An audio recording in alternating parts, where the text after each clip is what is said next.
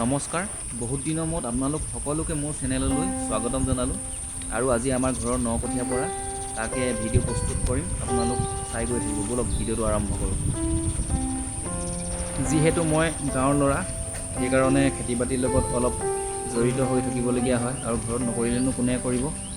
দেউতাৰ ওপৰতো সকলোবোৰ জাপি দিব নোৱাৰোঁ, সেইকাৰণে দেউতাকে চাই দেউতাৰ পৰা শিকি খেতি বাতিৰ লগত লাগিছোঁ। আৰু আমাৰ সকলো খেতিপথাৰ 10 পথাৰ হয়, সেইকাৰণে আমি নকঠীয়াটো 10 তলিতে পাৰোঁ, তেতিয়া কঠীয়াবোৰ ভাল হয় অলপ।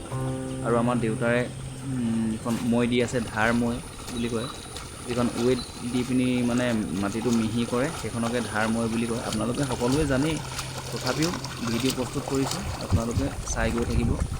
ধাৰ মৈ দিয়াৰ পাছত আকৌ মিহি মৈ দিব। ব'লক চাই গৈ থাকিব আপোনালোক সকলোকে দেই।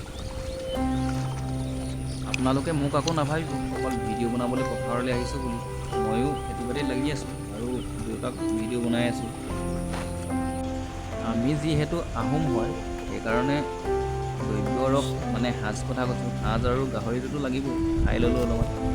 আৰু এয়া ধানৰ গজালি প্ৰস্তুত হৈ আছে, ছিটিয়াবগৈ লাগে।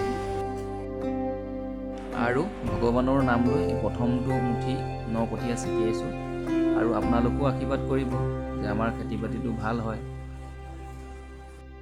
আৰু খেতি কৰা ভিডিঅ' আপোনালোকে সকলোৱে পাই গৈ থাকিব, এটাৰ পিছত এটা দি গৈ থাকিম।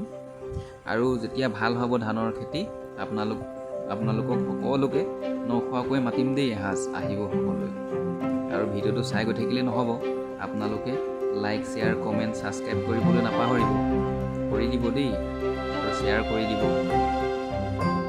আপোনালোকে মন কৰকচোন, আমাৰ অসমৰ মাটিত ইমানেই গুণ আছে, কিবা এটা বীজ ছিটিয়াই দিলেও আপোনাৰ অট'মেটিক ওলাবই, ইমানেই গুণ আছে। অসমত আমাৰ কি নাই? আমাৰ গড় আছে, আমাৰ চাহ বাগান আছে, আমাৰ তেল আছে, আমাৰ খেতিপথাৰ আছে, তথাপিও আমাৰ অভাৱ, কাৰণ আমি এলেহুৱা।